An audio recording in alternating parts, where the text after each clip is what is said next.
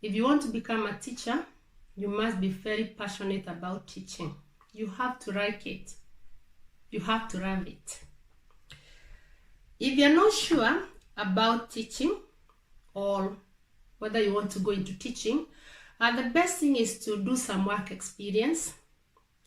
Look for a school or for a learning institution and do some work experience and see whether you like it and see whether that is your calling if you're not sure about it.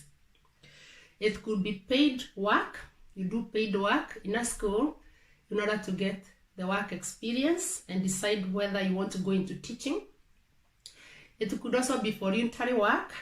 So you go for a few months on voluntary work, and if you could ask, even if it's voluntary work, you could ask the learning institution whether they can support you with transport, bus fare, fuel to go to the learning institution or the school that you're doing the voluntary work. And also it will depend on the duration.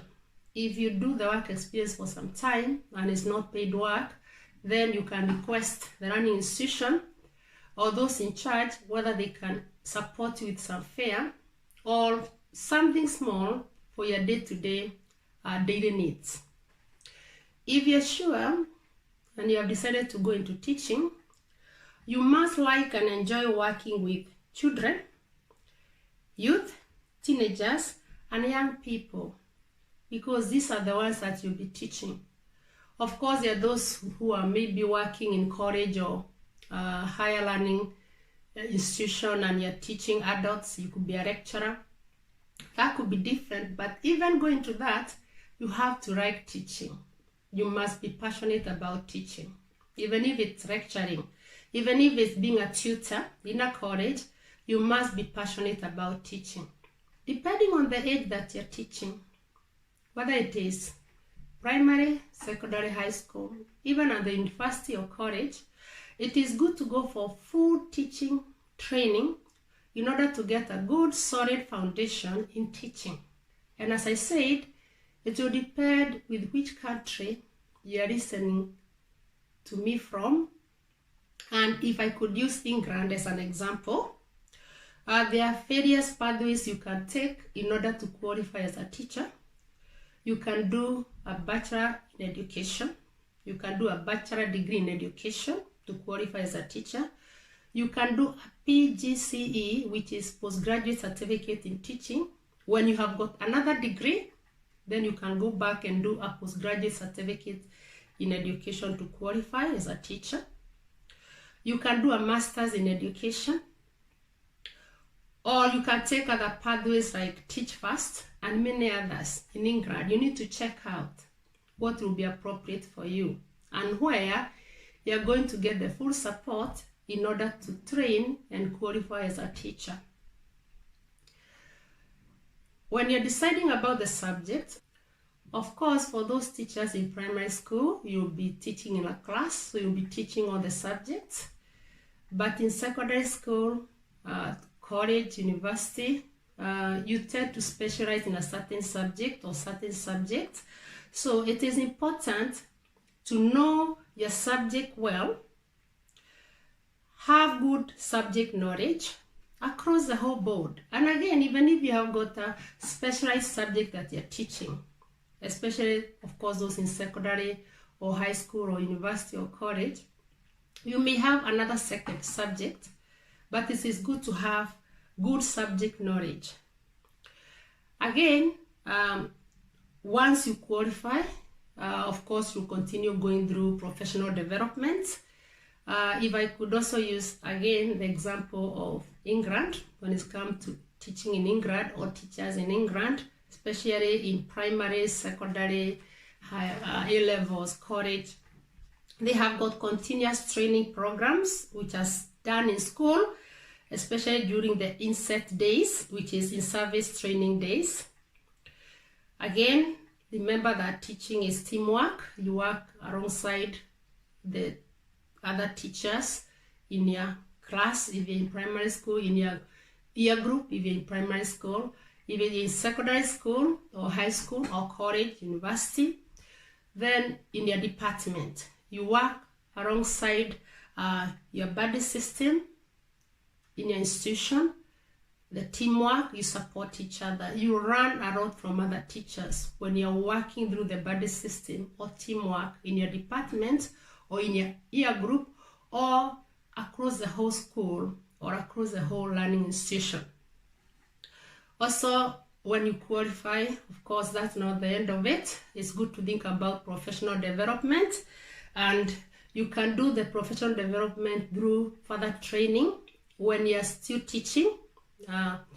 It will be good because as you go through the professional development and you're still teaching, you put that into practice. And also you can help other teachers to learn from what you're gaining as you go through your professional development. And this professional development could be, you can do a master's in education, you can do a PhD, and you can choose specific modules depending on a gap probably that you have noted as you're teaching, and if you can go further, study further, go through professional development, and then come and share it with other teachers or lecturers or tutors in your school. Because I reminded you that teaching is teamwork. So you could do it part-time as you are going through full-time teaching, so you are teaching full-time. And again, it depends with individuals. This is to your individual level. If you feel that you want to study full-time without teaching, maybe you give yourself time to go back to university, pursue your professional development, and then come back to teaching, that's fine. It depends with yourself, how you feel best for yourself or comfortable with yourself. If you're comfortable doing it based in school or at school, that's better. Personally, I've done my postgraduate certificate in teaching to qualify as a teacher, mainly based in school. And again, when I pursued my master's in education, I did it based in school. I found it appropriate going through the professional development as I practiced it in school. The next thing you need to know is know yourself. Have enough time to relax during weekends and holidays, because for teachers, even tutors or lecturers, during the academic term, we find that from Monday to Friday is marathon, is continuous. So when it's come to rest during the weekend and holidays, take time and have some rest and relax. Remember that each day you work with many different people, students, other adults, other education stakeholders with different backgrounds, personalities, and abilities. So it's good to relax when you have got the time. You must be relaxed, sober, and focused in order to be effective in your teaching and in other school or educational setting activities. It's very important as a teacher to be emotionally stable, psychologically stable, in order to be effective, because you'll be dealing with so many people in a day.